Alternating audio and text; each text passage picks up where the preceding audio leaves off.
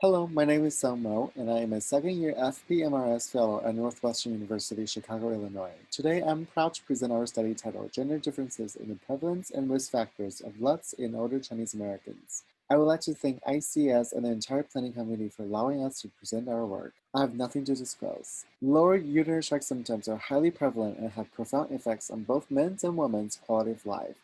There has been an increasing interest in identifying risk factors for LUTS. Asian Americans comprise over 5% of the total US population.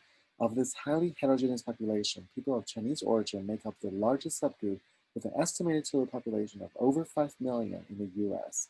No study to date has addressed the prevalence of LUTS in Chinese Americans.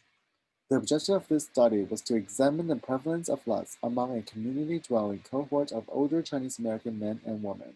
We also sought to identify gender-specific risk factors for LUTS in this cohort. We performed a secondary analysis of the PINE study, which is a population-based epidemiologic study of Chinese American older adults aged 60 and over in the Chicagoland area, conducted from 2011 to 2013. The survey response rate was 91.9%, and only 1% of the participants responded to surveys in English. Our study cohort responded to the GUROS question with the following possible symptom responses: urinary frequency, urinary urgency, burning or pain with urination, blood in urine, and urinary incontinence. We categorized those into the LUTS group if they answer positive to any of the above symptoms. We also categorized a subgroup of OAB dry, which was defined as urinary urgency and/or frequency without incontinence. Participants' baseline characteristics were collected as listed here. To examine the association between characteristics and LUTS as well as OAB dry, we carried out logistic regression models. Of the total 3,157 survey participants queried in the study, 42% were men and 58% were women. The mean age was 72.8 years, and 30.4% reported of at least one LUTS. There was a higher proportion of men reporting any LUTS when compared to women. However, women reported higher rates of incontinence than men.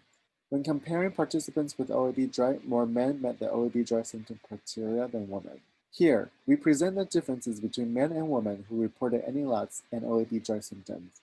Men with any LUTS had significantly higher rates of smoking, alcohol use, and heart disease than women with LUTS. However, women with LUTS had a higher rate of TCM use, cognitive impairment, and difficulties with physical function than men.